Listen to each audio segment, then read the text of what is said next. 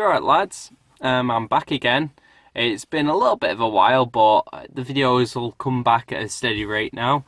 And basically, I've had a little issue. Basically, my clutch sort of wobbles sometimes when I'm letting it out, and it's just, I don't know, it's not very nice. It sort of feels like I can't drive the car or something. And yeah, the clutch pedal is quite heavy towards other cars, so I investigated a little bit further, and as you'll see in a little minute in the clip, basically the hydraulic hose connection to the gearbox sort of leaks. I'll insert this sort of clip around now. So we're in the engine bay, and if you look down here at this is basically the hydraulic line for the clutch. Comes down here and comes around into the connector into the gearbox there. And basically that seeps underneath. I'll try and get a better look at it. It sort of seeps underneath at this part. So basically it's got an O-ring and that'll need replacing. So I got the part number for the part, and it's there if you need to do this job, because it was quite difficult to get from Vauxhall. I had to go to 2 different dealerships, and he was a little bit of an idiot, really. He didn't know what he was doing, but that's the O-ring for it, and it's £4.45. So first of all, you want to sort of pinch the hydraulic hose. I don't really like doing this, but it'll stop it leaking everywhere. And that should do it. Next, you would kind of want to put like a cloth underneath. I've got a t-shirt, so I'm trying to sort of put it underneath to sort of stop it going all over the place, the brake fluid, because it likes to leak out like mad, and stop it destroying the floor, sort of like that. Next, we want to remove these little clips just there. Best way to do that is using a pick. So what we want to do is remove this little guy here, which is quite difficult, really. There you go, there it is. That wasn't actually too bad, to be honest with you, really. And now I think it can be extracted. There you go, that's that removed. Now I think the brake hose should be able to come out. Although, there we go. Ah, that wasn't too bad to get it to remove it, actually. You just sort of wiggle it and it comes out, and because it's got the clamp to stop it leaking, it's not actually leaked out any brake fluid. So I just sort of put it like that, but it's sort of dangling down like this, but it's still okay. What we want to replace is this tiny little O-ring there, which we bought previously. So I've given it a bit of a cleaning up, and I removed the O-ring, what goes around the top of it. Although it looks like there should be another O-ring at the bottom, but I'm not sure. So I worked it out. That's bits for the O-ring, and this bit's for the actual bar, what keeps it held on. It pushes through. So I'm going to clean it all up, try and remove a bit of grime from this, and then we'll put the new O-ring on, and then put it all back together and then bleed the clutch. So after about 5 minutes of cleaning, I've got it nice and shiny. It's a bit dirty on the underside, but it's much shinier than it was, as you can probably tell. So we'll fit it back into the actual hydraulic connector to the clutch, well, the concentric save cylinder. So yeah.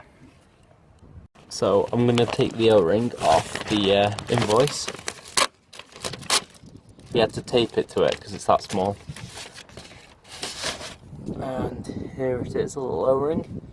Just want to get it on, put it over the top of the hose like that.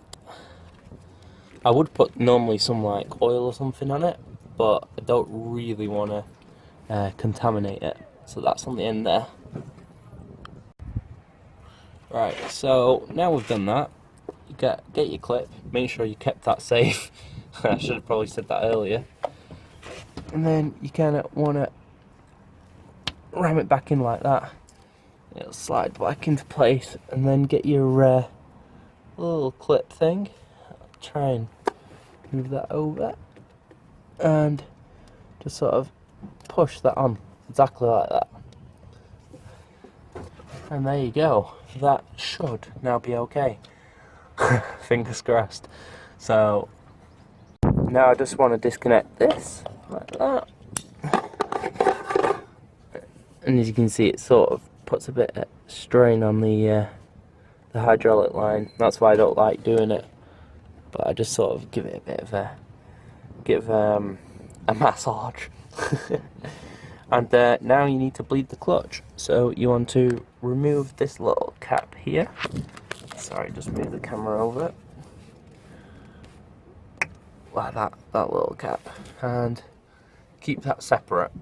So for the actual bleeding of the clutch, you'll need a bit of like aquarium tubing. You can get it from Halfords, funnily enough. You'll need one of these, a spanner. I think it's 11mm. It's the open-ended flare nut. So yeah, you need some .4 brake fluid for the Corsa D 1.2 and an empty container with the brake fluid in the bottom. It's so that you can submerge the tube so it doesn't soak up any air or anything. So carrying on from where we left off, you want to get the aquarium tube in and insert it onto the little nipple. This is the bleed nipple. There we go, like that. Make sure it's a firm, tight fitting like that, because it's gone past it, and that should be nice. And then be very careful, but I've put the bottle with the brake fluid here, and the line runs up here, and you just want to run the little tube into the brake fluid so it goes to the bottom like that. So just to make sure, check your brake fluid. That was very tight, and we're fine. So before we start, we want to pump the clutch and get a bit of pressure.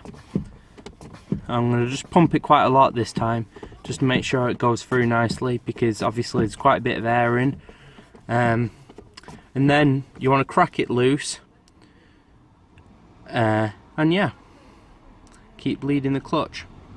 Because I'm on my own, I've got my breaker bar pushed against the seat, pushed against the clutch, so it's got it right depressed whilst we open up the fluid.